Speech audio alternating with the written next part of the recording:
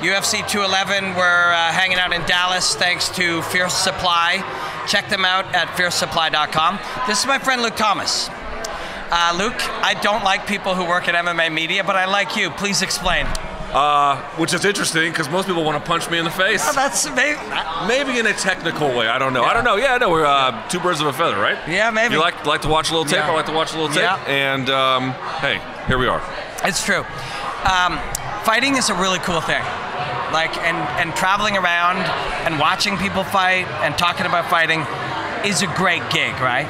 It is a great gig.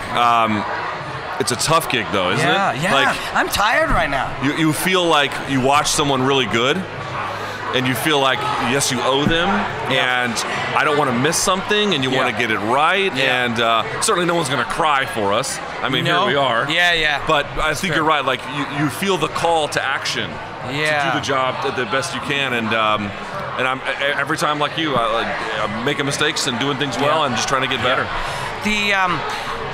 It's something I talked about today with Megan O'Leary, and it's something that pops up in conversation. I have this feeling that we all kind of don't do a really good job, all of us, the royal we of the fight game, that we don't do a very good job of making sure that people know how special this moment in time is, where two elite artists who have dedicated their life to something put themselves in jeopardy in front of all of us for our entertainment. And sometimes we will, go on Sunday and say, well, it was kind of a lackluster card, weren't a lot of finishes. Like, this is a special and sacred thing that happens every single time you put two artists together like this. No, it's really true, and for a lot of different reasons. But a lot of times guys are just trying to get through deadlines, and I've been that guy. I understand it, but you gotta push through as best you can. And the other thing that sort of really occurred to me is I like to watch other sports. Not some MMA fans do, some MMA fans don't. I don't know anything about other sports. Fair enough. And one of the things is sort of, if you watch other sports, especially like baseball has like over 170 games, so long. You'll see in the course of a athlete's season, even if they overall have a good season, there'll be a month where LeBron's terrible, right? There'll be a month where Messi just doesn't make goals. And I'm not saying MMA athletes don't have bad nights, but this is a sport built on peaking. You got 3 times a year, maybe. You got to make sure everything is in line. It is such an investment, whereas, yes, of course, LeBron wants to play every single night, but if he has a bad night, hey, he's on the road tomorrow. And Wednesday's going to be great. That's true. And so because of that, I feel like if they're going to put that kind of effort, I'm not saying I put the same kind of effort, but there has to be some kind of acknowledgement of that experience. What makes it even more difficult is because it's scarce and it's rare, it's more important and the consequences are bigger. Which means there's more pressure, which makes it harder to be your best in the moment. All of the layers and layers of why it's so hard to fight half naked or 90% naked in a cage with another trained killer. The layers are so, they overlap and they build on each other to the point that it's barely human to be able to do that. You know what I mean? It's against all of our natural instincts most people don't want to take any kind of risks because failure is so incredibly painful. It's naked. Yeah. It makes you naked. Exactly. And you're figuratively and really naked.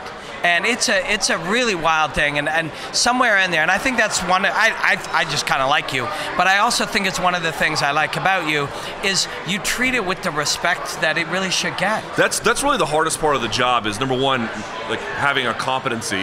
You have to always develop that. You're going to be a student the rest of your life. You know that super well, right? Yeah. The other part is, how do I balance being honest and not being cruel? Right? Because the last thing you want to be is the last hammer banging on someone, but you also don't want to be incorrect, or conversely, how do I compliment without being obsequious? Obsequious? I didn't even know that was a thing. It is now. I just made it up. No, but you know what I mean? Like, because that's 2, sometimes 1 time a year is all they've got. the art of criticism, the art of analysis is just that. It's an art, and you got to find exactly the contours. It's interesting. The word criticism means to critique. It doesn't. We think of criticize as this exactly, but it actually isn't. That is to critique. I'm going to let you go. I just like it was nice to hang out with you and see you. But I saw some quotes from you talking to one of my favorite artists, Eddie Alvarez. Yes. And him talking about failing spectacularly and being faced with that level of failure. His worst nightmare, as he put it, is freeing. Did that make sense to you when you heard that? It made sense to me. Yes and no. It intuitively made sense to me. And let me be fundamentally clear about this. I have had a number of extraordinary failures. Wow. Really, most of your career is getting things wrong until they go right. For sure, and most of life, if you get enough things wrong, eventually you'll get good at something. Yeah, you have to eat a few. Can I curse? Yeah. You got to eat a few. I mean, you got to eat a few shit sandwiches. Yeah. People ask me, how did I get here? I'm like, boy, have I fucked up. Yeah, right. But I've never had one moment that I never. Yeah. I've had errors where after they were over, I was like, shit, I can't do this anymore. Right. But I never had one like that. So to me, it almost sounded like he had religious experience. Sounds like a strong word. Yeah. But he had a real dawning moment, a eureka moment is what he had. It changed his life forever. It certainly did. Or maybe it didn't. Maybe it just recentered it in a more balanced way. Yeah. But so to your point, I understand exactly what you're saying, but I've never had that kind of precipitous in one instant kind of fall. Right, where all of a sudden, I don't think... the walls just closed on him, you know what I mean? He got paid that night, but I'm pretty sure that was a small consolation. Yeah, it's a wild thing, and that the consequences is what makes it so hard.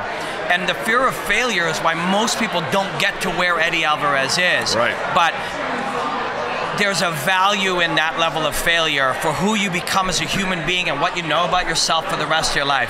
And I found it interesting. It's like, my wife still loved me. My kids still thought I was the greatest human being in the world. It reminded me, like Conor McGregor has no formal education, or not much of one, but he might be the smartest guy in any room he walks into. And I felt like Eddie had one of those moments where, I don't know Eddie's scholastic background, but when he said that, I was like, that is a learned, experienced man. You know what I mean?